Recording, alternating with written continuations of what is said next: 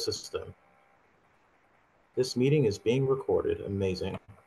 Welcome to the Boston New Technology Startup Showcase, first startup showcase of 2024. I am your crazy captain and host, Steve Vilkus, joined by my fellow not so crazy captain, Jason Krause, our organizer, Marsh Sutherland of co-founder matching and startup weekend fame. We'll also have a lot of familiar faces here, mentors. We just concluded a fantastic precision pitch practice, and now we're getting into the showcase. So we have some founders that are going to be pitching today. The Hitomi Abiko, we have also Devin Cody, but we also have some other founders who are joining. And before we get started, I just want to provide a little brief, somewhat schmaltzy bit about Boston New Technology. Boston New Technology is very near and dear to my heart, and this is how I see it.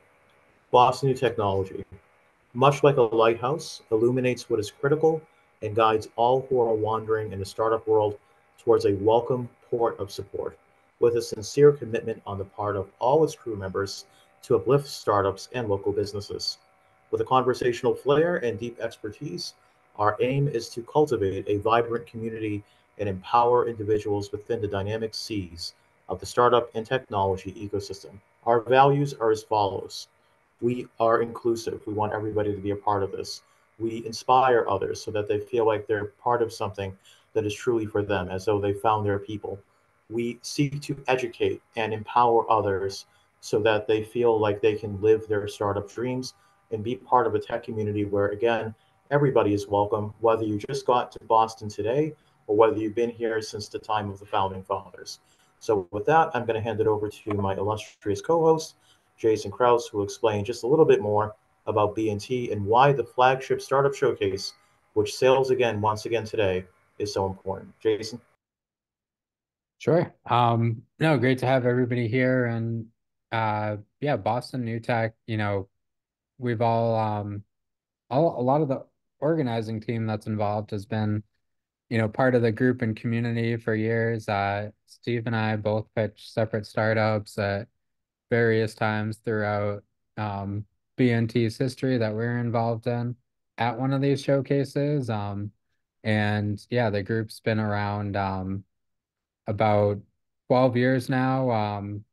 We came in about 2 years ago, really kick back off, re-engage, especially after the pandemic, really, bring that sense of community and excitement and supporting the startup ecosystem back to the Boston area.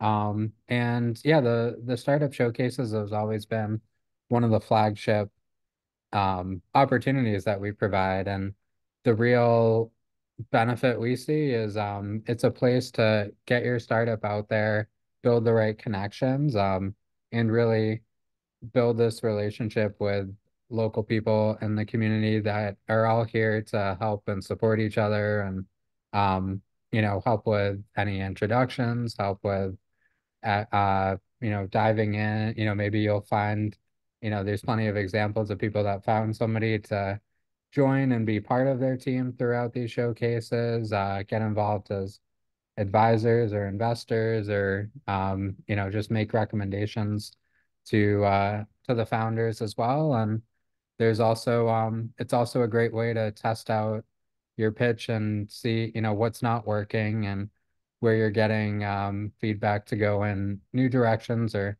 change the way you're positioning this to the market. So yeah, we're really excited to continue this tradition, both on our virtual pitches and in-person events in the Boston area as well. Um, Indeed, we are as well. And in a true tip of the hat to the original founder of Boston New Technology, the great Christopher Kenna, just as he would do. By the way, he's fine. I always talk about him as if he's dead. He's not dead. He's alive.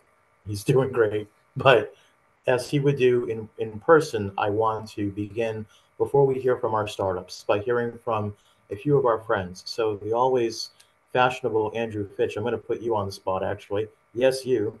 I would love for you to talk about one of our favorite new ecosystem partners, the Massachusetts Founder Network and Lever.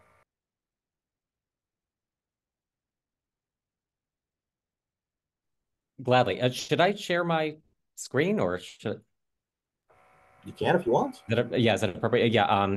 Folks, I'm a chaotic person who has like a lot of tabs open. You're gonna see it. I'm so sorry. Slightly embarrassed, but obviously not too much.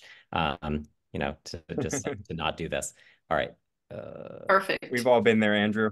Yeah, I'll bet most of us have anyway. But yeah, my colleagues give me crap for it all the time. So folks, I work at Lever Inc. Lever Inc. is based in North Adams, Massachusetts. And for those of you who don't know, North Adams is the smallest city in the state, yet is also the coolest city in the state. We have a lot of good stuff going on here.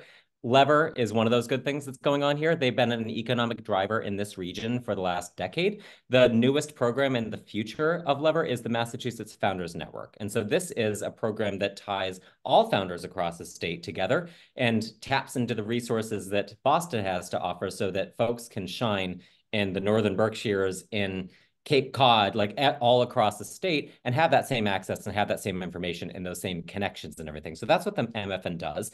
You folks, I'll paste the link in the chat in a moment too, by the way, but if you just go to the site, you'll see it's a website. It's a website with startup resources. We have this content engine we call the MFN Journal, several stories published every month about the issues that startup founders are facing, about investment, about ESOs like us, like Boston New Technology, for example, and many other things too. Non-dilutive funding guides, like how to gain venture capital. And there's a membership model too. We call it Behind a Free Wall. It's not a paid wall, it's a free wall, and it will always be free. We're a nonprofit providing the service. But the membership does allow folks to come in, and only startup founders and experts and investors to come in so they can coordinate without being sold to by business developers coming in, basically. So that's the kind of gist of it. There are resources available to only members as well. So check that out if you're interested in applying. Great. I'll be the person who accepts you on the back end. And we'll let you know too if there's like an error in your bio, and I'll help you fix it and all of that. So check that out. And that's it for now, I suppose. Looking forward, actually, though, one more thing. Looking forward to working with BNT. These folks are awesome, and I'm looking forward to collaborating in like on-site events too, and also webinars. So stay tuned for more of those. Thanks, folks. Thank you, Andrew. Always a pleasure, my friend. Now, what would a BNT event be like without Debbie Steiner from Northeastern? So, Debbie, you're a wonderful connector, a wonderful person. Why don't you tell us a little bit about yourself and about the amazing students that you work with, many of whom, by the way, are part of the Boston New Technology crew. And just before we get to Debbie, I just want to say to my crew, a lot of them aren't here right now because they're busy doing the work that keeps all of us going. But especially to, I know Rohit might still be here and a lot of other folks. Thank you, crew, and let's hear from Debbie. Hi, thank you so much for giving me the opportunity. So my name is Debbie Steiner Hayes, and you can find me on LinkedIn if you want to connect with me. I will put in the chat an event that's coming up, which is called Coding Coffee. It's coming up February 10th, and it's going to be at Northeastern. And we are really looking for people who have the ability to hire our co-op students. A little bit about Northeastern and what I do there. I'm part of MGen. MGen starts for multidisciplinary graduate engineering Northeastern. So I'm dealing with IT engineering students who are graduates. So not undergraduates. They've already got 3 or 4 years of work experience behind their belt. They're coming to Northeastern because they want a co-op experience. They're coming, I would say, 90% from India, 10% from Asia, 50% are women. Feel free to ping me here or on LinkedIn. I'd love to set up a time to do a 30-minute virtual meeting, tell you more details on how you can hire our students. Yes, they'd love to get paid, but we are happy. We're not happy, but the students are happy to have unpaid internships. So if that's something that you are interested in, it's definitely a possibility. We're now looking for summer and fall interns. Our springs are all set. And yes, I try to go to as many different meetings and things so that I am the face and the name that you all think about when you think about IT engineering students from Northeastern. Don't know how long I had to chat, but I hope that was in the time frame. That was perfect. That was absolutely perfect. So thank you, Debbie. And indeed, we want to be able to empower all of the student entrepreneurship centers. I have no problem saying that I have a very soft spot for Northeastern because that's where my late mother studied. She was a proud alumna of Northeastern.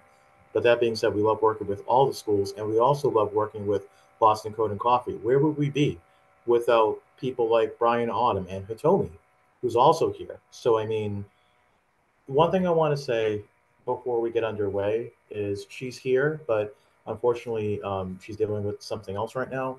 There's a person here called Shirley Collette. Shirley is the new head of community for Boston New Technology, and I could not be prouder or more fortunate to have her as the head of community. So normally at this time, Shirley would speak a little bit about the community, but again, she's doing something. So before we get into the showcase, Shirley has been doing a magnificent job, and we are so focused these days on trying to bring the community into the future, both virtually and in person. So stay tuned for that. So, what I want to do now is we're going to get started with the showcase. I want to explain a little bit about what it is and what to expect. So, the showcase is very simple. Similar to our precision pitch practice, we've structured it in a way that it's super accessible. Startups have the option of, either giving us their elevator pitch to warm up and or then transitioning into a 5-minute pitch, or they could just do the 5-minute pitch, after which they will be given feedback, and they should also specify so that we can help them, who are they speaking to. So is this going to be an investor pitch, a customer pitch, or some other kind of pitch? If it's a general audience pitch, which would be appropriate for the showcase, that's good too. But the number one thing, as you can probably tell, is that we're here to help. So with that being said, Hitomi, are you ready to go first? Okay, if you want. All right. Whenever you're ready. So you're going to be doing just a 5-minute general pitch, I assume? Yeah, just a general one. All righty. Cool. Marsh, do you want me to relieve you? Because you were doing timing all during a pitch practice. So do you want to do timing again? Yeah, you can relieve me, please. Thank you. I will relieve you, sir. Very well. Whenever you're ready, Hitomi, just let us know. Alrighty. See how this works.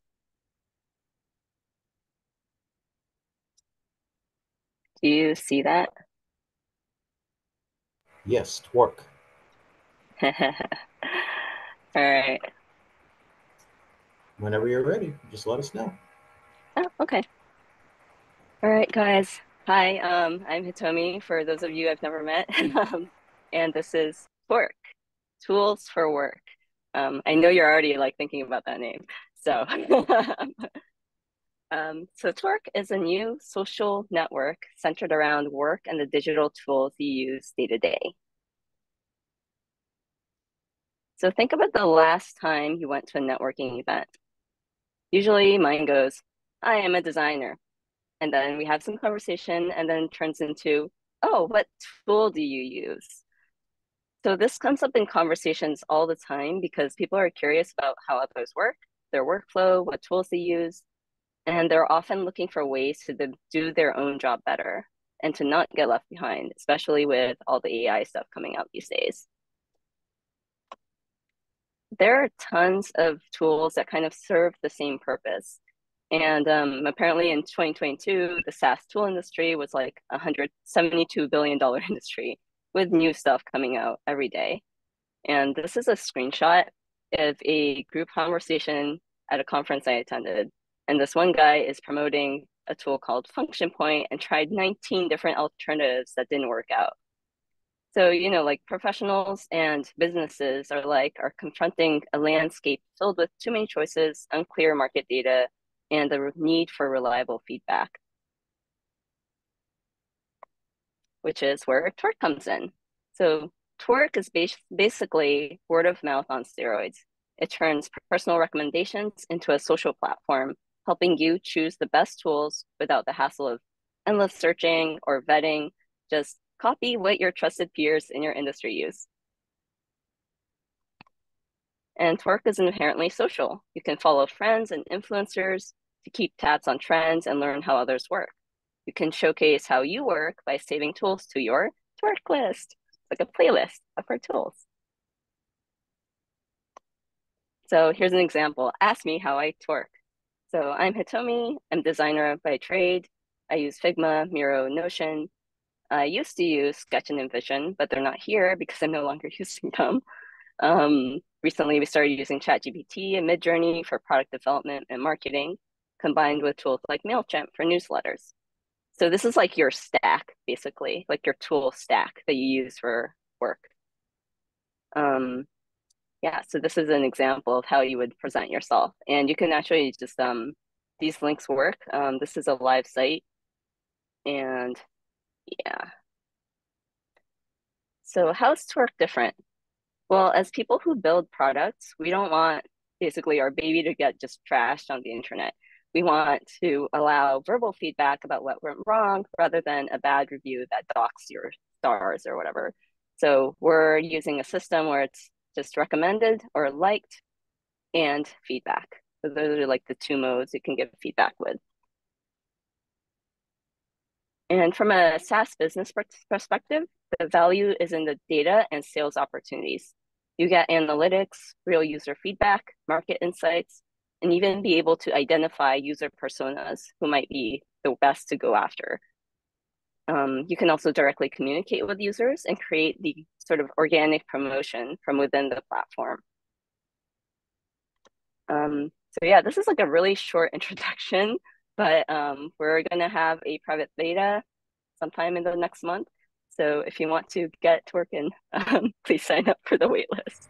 I mean, as the punny professor, that last bit just sent me. I mean, honestly, definitely have some questions, but you know what? So does everybody else. Jason's going to do what he was doing before, whether he realizes it or not. So he's going to be looking at the chat to see if we have anybody who has any questions. If you have questions for Hitomi, and I'm sure you do, please raise your hand. We'll get to you moment to moment. But Hitomi, just general feedback whilst we're waiting. Man, what a conversational pitch.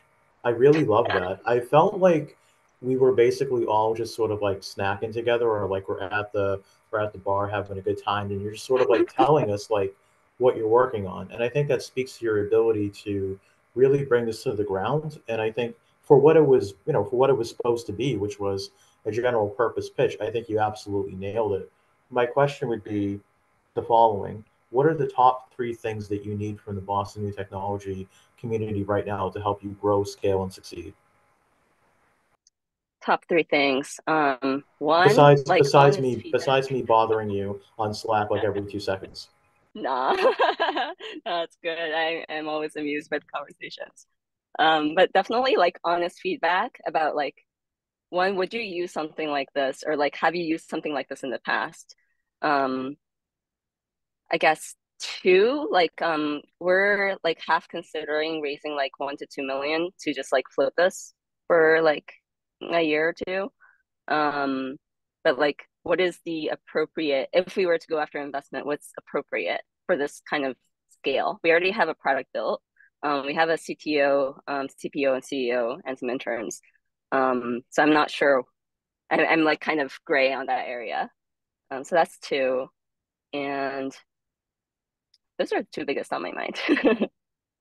Cool, cool. Always being cost effective, and you saved one without just giving to you. So, Jason, in the order of whoever's on your screen, so we keep it nice and fair, who are we hearing from first, feedback wise? Yeah, looks like we're hearing from Marsh first. And Oh, yeah, great Marsh. job, Hitomi. And no, I really like this slide too. Like you're kind of getting the There you expect some of this stuff, and I have answers on my teleprompter yeah. thing. Cool. But now excited to kick over to Marsh to go next. Cool. Hey, Tommy, good to see you again. Love to see you're still active and making all your dreams come true in the startup world. Couple things on when I tried to sign up, for the wait list, your email field is disabled. I couldn't type it in using my web browser. Okay, good call. All right, great feedback. I will There's ask that. Florian. The other thing is, it'd be nice to see a product differentiator slide for your competition, because there's other tools out there. Like I've used Capterra, I've used G2. There's another one called Software. What's it called? Software Reviews. So those are kind of already very established, sites out there. I understand that you're going to be using AI, but I'm just wondering, like, what's going to make Twerk become more popular than they are, and what's going to make them not overtake you, even if they do AI themselves? Yeah, that's a really good question. And we had that slide in the other deck, but I didn't pull over into this one. But the main difference is like G2. I'm not sure if you've ever like received those sponsored like LinkedIn messages from them, but they're I like, get a I'll give ton you of freaking $10. spam. Yeah. Yeah. They're like, I'll give you $10 to write a review. But like with Twerk, it's natural. It's not like forced. So it's like you're telling the truth, right? And like on Google, if you type in, oh, what are the best tools? And it's like somebody's opinion, like one person's opinion. Who is this guy? Like what credentials do they have? Like why should I trust this person? Versus if it's somebody you trust, like, oh, this person I know is very good at design or like very famous in design. What do they do? Like I'm curious about that versus the randos and like I'm not Right. sure if that So explains. I wanted to give you a little something I'm not proud of, but I was ordered to do it by my boss. When I was at Sharp Spring, which is acquired by Constant Contact, I was on the marketing team. And my job was to every month take a look at the NPS scores, the net promoter scores from our users, and then go out, then basically put all that, the people who rated us nines and tens or 4 and 5 stars, go pursue them and offer them $25 per review that they do for their time. And I'm like, it felt just dirty, it felt really dirty to me. And I'll continue to badmouth Sharp Spring, forever about that thing. But that's one thing that companies do is they'll literally pay their users they'll go pursue their top raters from their own internal NPS and literally pay them to do reviews on Capterra's, self reviews and Google and G2 and all that. So just want to make you aware of that. Yep. That's how it works, right? All right, let's keep it real with Rhoda. We're always keeping Just it real with really Rhoda. quick. I think maybe twerking is a little less dirty, Marsh, but we'll see what happens. I'm not sure about this name, but I understand how it works. All I want to say is I want it. Okay. I think, LinkedIn should consider, a partnership with you before you take it over. You're like half hoping they would just buy us out. Yeah. I mean, seriously, because it's sort of, even how you say it's very natural. It's almost like you've interpreted a lot of what happens, a lot of interactions and movements and what people are actually doing, and you're following that UX experience really closely. And so, yeah, I want this thing. So sign me up. Yeah, thank you. I will fix that waitlist input field. All right, I can't see the whole screen there, Jason. Who else is wanting to chime in here? I don't, yeah, if anybody else wants to chime in, feel free to use the reaction and raise your hand. But yeah, I just wanted to add in a couple, I think, you had a pretty, yeah, it's a clear pitch, like what you're doing, why it's important, what's missing in the market. And, I think you did a really good job tying it all together. And yeah, I'm excited to, see it, tie it. I'm happy to sign up on your wait list too. And, yeah, excited to, see this move forward here. So great job with the pitch. Great Yeah, job thank indeed. you. So, okay. Alexander Colton, how you doing? Do you want to be the next contestant on? No, do you want to be the next Yes, sir. pitching? Yes, sir. Let's I do love it. that. If only Marsh would say that to me a little bit more often. He's always making me walk the plank instead. But all right, we're gonna do a 5-minute pitch here, as you know, Alexander. And just want to say again, love your startup, love what you're doing. Show it off to the world. Get comfortable sharing your screen, and then away we will go. Yeah, I just wanted to say really quick to Steve and Jason, thank you for giving me the opportunity to present. And I have a pitch deck that's typically more than 5 minutes, but we're gonna do our best here. So here we go. All right. All right. Good afternoon, everybody. My name is Alexander Colton. I am the co-founder and CEO of Cosmos. Cosmos is a medication adherence company. We developed a unique solution to the problem of medication non-adherence. I started this company during my time at the College of William and Mary. It's kind of tragic beginnings. I started this after me and my college roommate Joseph watched quite a few of our friends struggle with drug addiction, whether it came in the form of mental health or more proximity to overdoses with opioids and stimulants. We lost quite a few friends to the opioid crisis, and since then seem to have developed a solution that will solve that problem. So talking about how we've come to be and where we are today, we've developed a real rock star team to get the job done. Joe and I didn't have any experience 7 years ago in healthcare, but since then I've learned quite a lot and been able to surround ourselves with executives in the market that really know what they're doing. So when we think about the team, James McCann is our CTO, longtime executive at Pfizer, and really well versed in the pharmaceutical world, understanding drug interactions and how patients deal with their medication adherence. We also brought in Hirsch as a clinical advisor for psychiatric care and pain medicine. And Lou and Deb together are kind of a collective group to help us understand the billing and reimbursement pathways that we will deal with in the future. And Larry is a project manager for the development of our device and platform. So talking more about the issue of non-adherence, I think it stems in so many different patient populations. We'd like to focus in on young adult mental health. And when we think about the issues facing young adult mental health patients, we see that there's a lack of communication going on between the physician and the provider. And that lack of communication leads to a misunderstanding of their dosing timeframes and the reasons they're taking their medication adherence. And collectively in the United States on an annual basis, this is larger than a $500 billion problem. It costs more than $500 billion to insurers annually to manage the non-adherence issue. So when we think about how that cost breaks down to an individual patient, we focus on mental health. Cardiovascular is almost always the go-to kind of topic of conversation here. So for all cardiovascular patients in the nation, the average cost per month of non-adherence comes out to $279. And so our product and our cost is significantly less than that and seems to have a realistic way of solving this. So getting into the solution, we developed this device. It is a smart cap. It uses a fingerprint sensor to open to an individual user. And once you scan your fingerprint, you'll be provided access. You'll take your pill out, you'll close the lid, and that's all you do as a patient. It's totally passive to you, and we don't rely on any patient-reported data. And then we're able to accurately understand who you are when you take your medication and how many pills you take at each dosing event. And linking dosing quantity to dosing timeframes is critical for us to understand the likelihood of having an adverse event.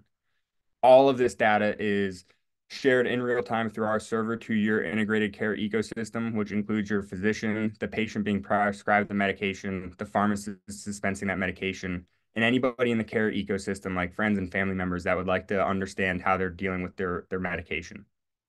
Looking at the device itself, it is patented, uses a fingerprint sensor for that biometric security, and then the ability to count pills is a function of object detection algorithms. A lot of fancy math goes into it, but at the end of the day, we're incredibly accurate at counting the number of pills a patient takes at each dosing event.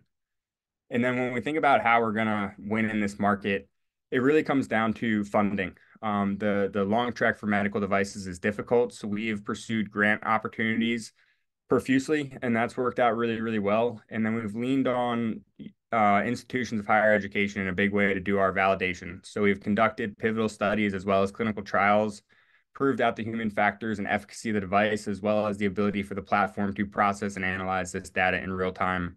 And right now we're looking for early adopters to have our first customer base in Q3 of this year. Looking at the pro forma, we're looking to do 1,000 caps this first year. 1,000 caps gets us to net revenue positive at the end of the year, and then really looking to scale that into 2025 as we understand where our market really exists with different patient populations. And then as we scale, private insurance is going to be our beachhead. And then the point of distribution is, quite frankly, one of the bigger hurdles we need to get over, where right now we ship caps directly to patients. And in the future, we'd like to be able to dispense them from mail order prescriptions and retail pharmacies. And then looking at how we're going to exit this market, I think there have been companies in the past that are similar to us, and so we'd like to be acquired by health insurance in the future as a function of integrating into their ecosystem medication adherence rather than it being a product from a third-party company working with hospital systems. We'd like to work directly with insurance. And when we think about the market space and the competition, we feel we fit very well into young adult mental health because of the way we designed our device for security and real-time adherence tracking, rather than other medications where really forgetfulness is Alex, the biggest issue. just a friendly reminder, you're over time, but I thought I had a timer for 2 seconds left. I was about to end it, but I'm sorry. No, go ahead, end it. Take us home. So we're raising 1.25 million, and the goal is to close that capital raise by March 31st of this year. Thank you very much. Woohoo! You did that on purpose, didn't you? I know you did. You're like, yeah, I'm gonna feed a little suspense into this whole thing. No, Never. I didn't, but I knew I was going to be close to time. 5 minutes Solidity, is man. hard. Solid time. Solid times. Now you did fantastically well. Once again, love the mission, love the vision, love the value of your venture. Uh, Jason, do you want to go first? Then we can go to whoever else wants to go after you, essentially. Sure. Yeah, I, you know, think you presented it really well and clean, like, it's clear clear why this is a problem, how you're solving it, and you're showcasing or the traction with that you've gotten with both grants and other opportunities already. So, like the way you laid it out and kind of told us the story as you're walking through this. Definitely, it I would say it can be more difficult, especially to kind of tie in those, personal stories. And I'm glad you're able to do that with the friends from college and, say why this is really important to you as a founder too. And I'm sure, anytime you're pitching to large audience, there's plenty of people that can relate and, have personal experiences they can tie in and see why this is really needed in the market as well. So yeah, congratulations on what you've built and excited to see it grow from here. Rhoda, looking forward to turning it over to you for additional comments and feedback as well. Thank you. So just really quick, so awesome product. That's what I wanted to say. I think the accuracy and efficiency with which you say you can provide information, that is gold right there, especially in the industry that you're going into. Um, so yeah, so I don't have to say anything else about that. I mean, if you want a little bit of help with the pitch details and all that, we could do that. But I'm not really concerned. You got this. Um, I think the one question I have for you is that perhaps you haven't thought of in terms of developing further what you're already developing. What are you going to do with all the data that you're going to generate? I mean, Oh, that's a great question. I So mean, there's a couple things here on top of mind. First off, the data generation has not been complete in that we'd like to build out pill identification as well as tracking so that we make sure there's no mess ups at the pharmacy level. There's mhm, quite a few mess ups at the pharmacy level, but beyond that, we've had conversations with smaller companies like Lynx as well as larger companies like IQVIA, and there's a large demand for medication adherence data on the level we collect it. mhm. We've gotten a price point around $1 per dose, which quite frankly blew my mind a little bit. But we Yes. will be vending as a seller of data for medication adherence segmented by disease state, patient populations, geographics, demographics, and prescription type. So that is definitely a future revenue model for us.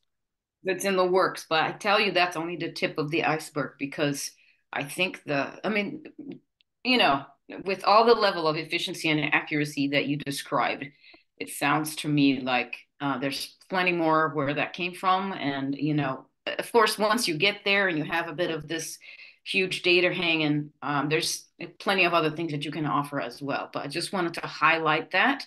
And then I do actually have some thoughts on some other collaborators, perhaps people that could perhaps work with you on this. I have, but anyway, I can skip forward now. Yeah, so in terms of another thing too that our mentors should always know, we want all of the resources to be poured into these founders. So if a situation does come up like that, like Rhoda and Marsha are the absolute best at being connectors. So yeah, just go ahead and just pour that into the private DMs there. Now, let's see. Does anybody else have anything to say to Alexander? Otherwise, I'm actually going to put a special call out to whoever else wants to pitch before Devin Cody because we're waiting on the other founder and he is not responding. So this is your chance. If you want to be a special showcase guest star, if you will, raise your hand. But yeah, maybe before we do that, I want to take just a moment and I want to talk a little bit about our enabling partner, ecosystem partner, Ecos AI. So this event was hosted on Ecos, and then we have this handy dandy Zoom integration to use Ecos AI, Melise Dural, and Duque Chupador and their team. have been absolutely fantastic in setting us up with a community platform with now uh, close to 6,000 members. So, Devin, just going through the order of the pitching, you're still good to go fourth. Don't worry about it. All good. But yeah, speaking about Ecos has been absolutely fantastic, and we are very grateful for all their support. So, Jason, do we have any hands up for the surprise pitch, or does anybody want to do a surprise pitch? We all feeling shy? Yeah. Steve, this is Devin. It's okay. I can go. Forewarning, All I right. made a lot of changes to the slide deck, and I've been practicing my I've butt never off the heard that from last any founder in my life. So, sorry if it's a little rough, but I'm excited for feedback. Right, Let me show my good. face. That would be a good start. And then I'll share my screen. Good. Can everybody see? Yes. Well, I mean, I can. Shouldn't say that. I'm not sure everybody can see, but I can see. So. Is my camera coming through? I can't see it on the Yeah, grid. we can see you. Perfect. There we go. Oh, good. Adjust that a little bit. Okay. I have a clock. I'm going to be doing a 5-minute. Here we go. I want to start today by talking about experiences. Experiences are a quintessential part of being human. They're how we learn and they're how we grow. And one of the ways that we impart those experiences to others is through storytelling. We use stories to immerse people in the experiences that we've had so that they can gain some of the knowledge that we've gained through the experience. Another way that has been used since prehistory in order to pass on experiences is through gaming. We learn things through gaming, how to deal with loss, maybe how to strategize a little bit better, but that gaming imparts a different experience every time, and it helps us to learn and grow. Now, what do you get when you combine these things? You get role-playing games. A role-playing game is exactly what it sounds like. A person who's playing this game takes on a persona or a character within the story, and they live that character within the story itself, and they get to experience what they would as if they were that character. Now, you can't just have a character in a void. You have to have a world to interact in, and that is where someone called a game master comes into play. The game master is the person who illustrates that world for you so that your character can play and come alive. Being a game master requires a lot of work, a lot of preparation, and some specialized skills, and it takes practice to become really good at it. That makes it ideal to become a side gig or a career for some people. However, the advent of these games moving online has created a problem, a gap specifically. And bridging that gap is actually a $1 billion problem. Right now, there is a huge disconnection between players and game masters. Players have a lot of trouble finding the game master that they really want to play with, and game masters have a monumental amount of inconvenience to turning their hobby into a side gig or a career. So I've come up with the solution for this problem, but who the hell am I? I am a game master and I'm an engineer. I'm very experienced in both, and I truly believe that the joy and the imagination these games brings is an essential thing for all people to experience. So I have taken this engineering knowledge and expertise and my knowledge about these games and trying to be a professional game master, and I have crafted a unique solution. My solution is 3 parts. The first part is a GM-focused marketplace. The goal of this marketplace is to connect players in such a way that breeds retention. We want players to keep coming back to their game master more and more. And we focus on the characteristics of game masters as the way to do that.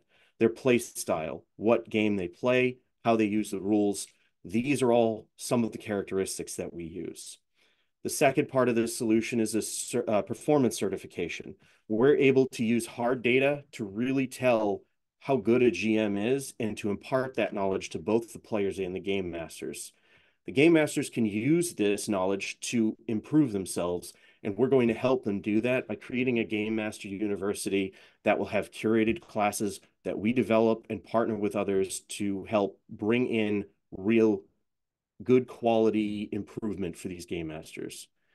We're going to monetize this through transaction fees and licensing fees. We're also going to be working with publishers of these games for advertising and promotional partnerships, and we're planning on using merchandise as well to generate revenue through 5 different avenues. This market is a $1 billion market. Right now, it exists. Players are trying to find these game masters, and we know from the data we've gathered that it's about $20 per person for a transaction. And using that data, we've been able to estimate exactly how big this market is. I'm asking for $400,000, of which I've already received $50,000. And we are going to build the website this year and launch, generating more revenue. But the additional revenue or the additional funding that I receive will greatly accelerate this business on the path to success. I just want to say thank you for listening to me, and I hope to hear from you. Well, I'm sure you'll be getting plenty of people that want to get in touch with you, brother. That was a very solid pitch. One thing I want to say before we open it up to our illustrious audience, first of all, huge shout out to Priyanka Kamath, who's here from 100 Girls in, well, so many things, blockchain, AI. What a wonderful tech maven she is. And I'm sure she would actually be interested in this sort of thing. Very grateful to have her here. Very grateful to have so many other folks joining from all over the world. But Devin, just before we go to the others, you know how I feel about you and what you're doing. I think it's super impactful. The other thing is, not only is it impactful, but you are like a warrior. You're always learning, you're always growing, you're never giving up. So just keep that fire roaring. And yeah, Jason. Thank you, Let's Steve. go to Jason first. And you got it. You got it. See you in class tomorrow. Sure. Maybe. I don't know. We'll go to Jason. Feedback from you and then feedback from the people. I love the new introduction of the storytelling at the beginning and really tying everything, showcasing why I think, yeah, one of the things we had talked about previously was, showcasing why this is such a big phenomenon that, people love playing role-playing games. And you did that I think both for audiences that are familiar with them and audiences that are learning about them for the first time. And then diving into why your platform is important, and especially, I think you hit the nail on the head with the why now is, the world's changed. There's a lot more virtual interaction in this space, and you're meeting, interacting with people you've never met before, and you need a trusted platform to be able to do that. So, yeah, I, really like how you tied everything together and gave a pitch that both speaks to, people learning about the space and people that are familiar with the space as well. Rhoda, excited to hear your comments and feedback here as well. Thank you. And I want to start with seconding Jason on tying things together and putting things together. You actually opened a door for me to walk in today. I could see much better. And my context, I'm not a gamer. And so I was able to see, I was able to understand. And I think the problem is starting to become clearer now. So I think you've done so much work. So well done. I have to say that. Thank you. Good to hear. And of course, like I say, I always say, I think you have a harder time with a lot of people that are AI, for example, is really difficult because where is it that you do not put AI? It's very difficult. It's too broad. And so they have a hard time with that. I work with some people in AI, and I think you have a harder time than they have because this is a whole new different thing, right? And you're in the middle of it, you're an expert in it. It's really difficult to bring everybody in. It really is. So I think that's more than half of your pitch is bringing people in. The one thing that I will say is I think on the side of the game master, which is probably your own side, which is harder. It's always harder for us to talk about ourselves and promote ourselves. At one point, you said you were trying to be a game master. I would never say trying. I would say, yes, I am a game master, and this is what I can do. And I was probably stumbling over my own words. What I was trying to say was trying to be a professional game master. I was trying to turn my side gig or my hobby into a side gig, and that's how I came across a lot of these problems, and then decided to solve it. Yeah, I understand. It was very much storytelling like and everything, which is a really nice aspect to it. So it's very tangible and it's easy for people to reach you. But I would begin to change, and I mean, it's an evolution process. I would begin to change that language and reassert and express, because I mean, you did beautifully today. So thank you. Thank you.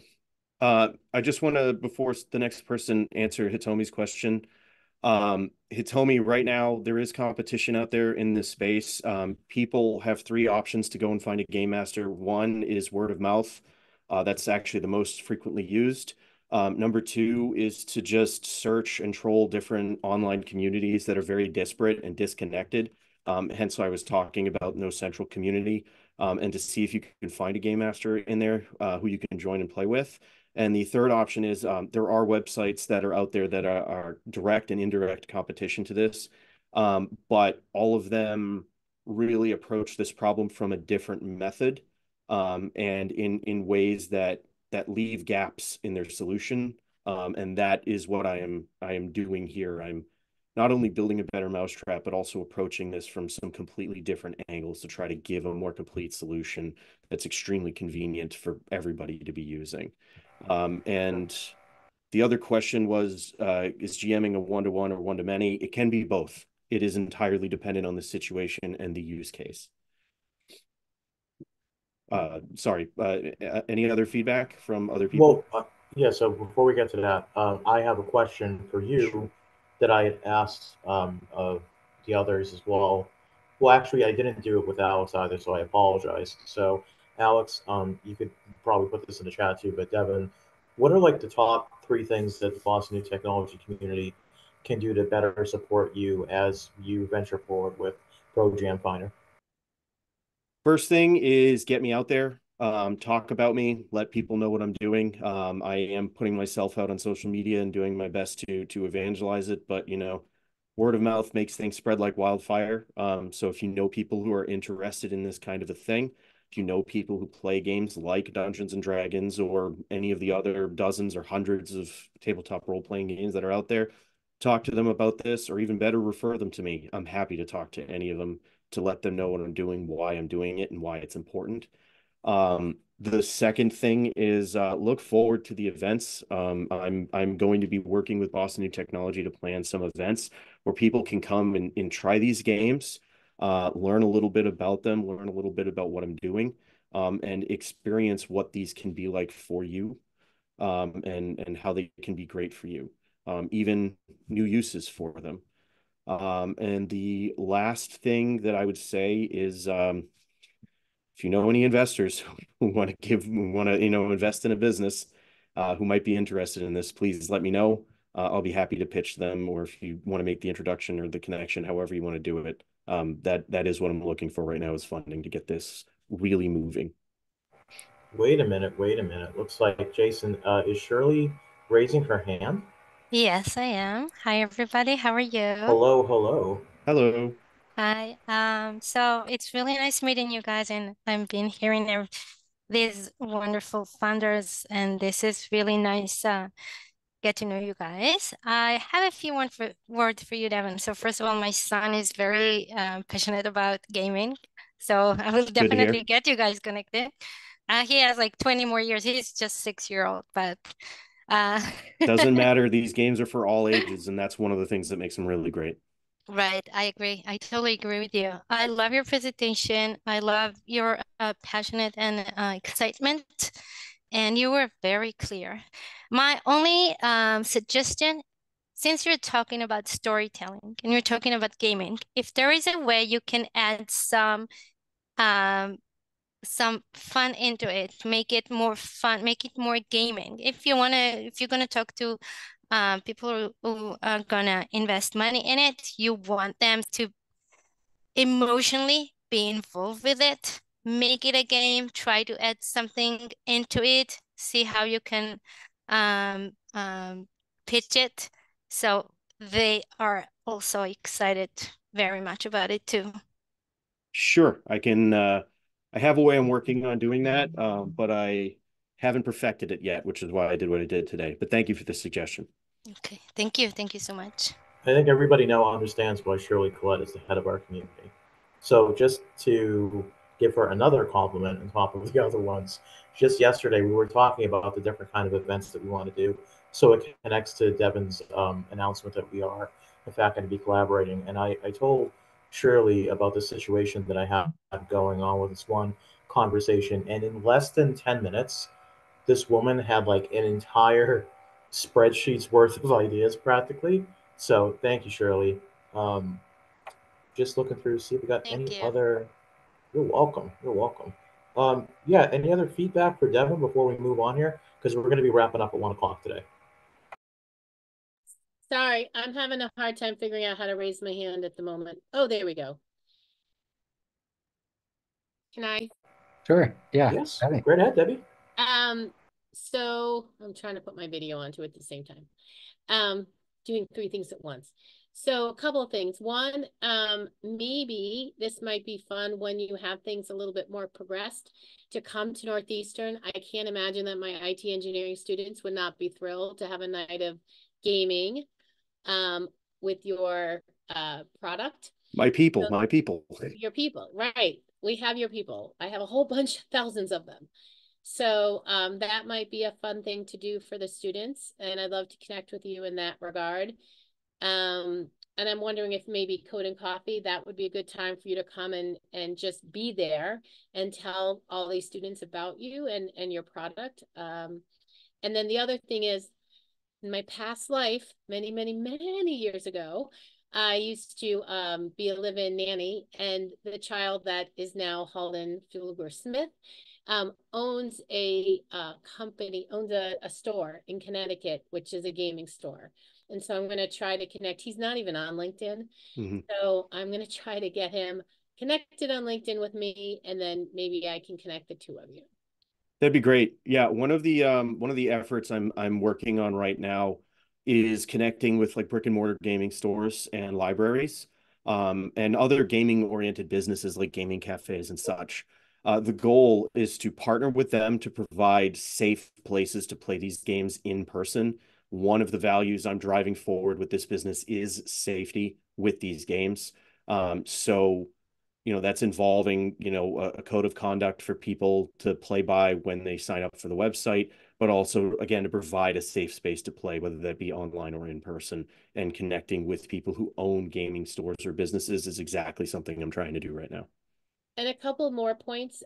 As a mom of a 14-year-old, as of yesterday, I am just thrilled to hear that you're doing a game that doesn't involve, or it seems to me, maybe I'm wrong, but a lot of violence and women looking like toothpicks and all those things. So yes, the libraries would love, love, love, love to have you. They're really doing, since COVID, all of the libraries are really doing a great job about bringing students in there and having it as a connection place. So I would definitely look to all libraries and get a pitch going to libraries, and then even charging some money for you to be there. I suspect you will get many that will say yes and might even give you a little bit of income to help. And then once, it's like Apple, they started with the little kids in school, and then look what happens. So I think that's a really great idea. Thank you. All right. So everybody, it is 1:55 p.m. and it is time to, oh no, it's time to start saying goodbye. So, couple things. I know. It's a very difficult decision for me as well, Andrew, but we'll get through this together. So, this has been great. Main takeaway, again, from your crazy captain is we really lived our values and principles during the showcase. What an amazing bunch of founders that really sold us on their stories, their startups. We had so many great mentors, including our regular core mentors and some new ones. Really fantastic, really phenomenal. Let me bring everybody up to speed on what's happening at Boston New Technology next month, but also precede that with the following. Tomorrow, we are having a very important all hands meeting, the crew and I have something really, because of the showcase, I have something really awesome to share with them, which is that this went well. So thank you for helping to make that possible. So coming up next month, we have on February 15th the return of not only co-founder matching, but the start of a new event series known as Dream Team. So Dream Team is going to feature all things about team dynamics, including co-founder matching and understanding the value of your people. And we're hoping to have this at Venture Cafe Cambridge TBD, but it looks pretty solid. So we'll be seeing everybody on February 15th. We're also doing a very special event with our chief event organizer's organization that he's putting together called Crosswave. So Shahrukh Momin and BNT will be doing Making Waves with Crosswave. It's going to be happening on February 21st, again in the evening, 5 to 7 p.m. Location TBD. Really hard to get those locations nailed down, I swear. Our next startup showcase, by the way, is going to be focused on the tech vertical of CPG, and that's going to be happening in person it's going to be happening on February 27th from 5 to 7 p.m. And you guessed it, location TBD. Don't worry. By the time everybody gets the calendar on the 1st, there'll be some solid locations locked in here. Shirley, if you're able to, on Mike, is there anything going on tomorrow? I think you've got something really special happening tomorrow, don't you? You want to tell people about?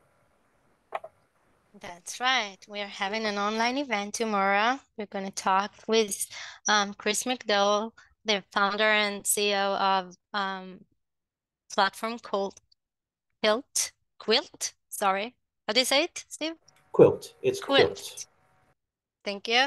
And he is going to talk about an amazing way to help us remember and our loved ones who are lost.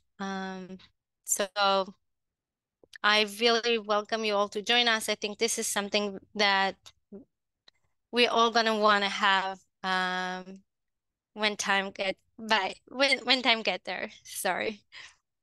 No, I think this is the reason why Shirley and I came up with the whole name of the event, which is basically the value. One second.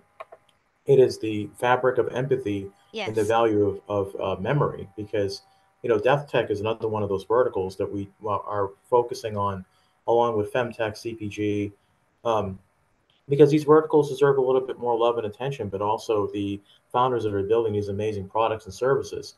So listen, we a minute away from 2 p.m. here. I want to open it up to Marsh. Do you have anything left to say, Marsh? I mean, are you good to take us away? Otherwise, yeah, we can go to Jason as well. We'll just end the showcase. All right, Jason. All right. Yeah, no, I appreciate all the great presenters and feedback from, all of our mentors and team here. And yeah, excited to do more of these. Yeah, looking forward to a great 2024 together. And we have an exciting calendar in store. So stay tuned for more updates from BNT, and great to have everyone as part of our community. Great to have everybody here. And one last thing. So we also have our ecosystem survey that Shirley and I are looking into all the time. So we can send that to you in the follow-up email that'll go out tomorrow. But otherwise, yeah, thank you guys so much for joining us here at Boston New Technology, and we'll see you later. Jason, stop the recording.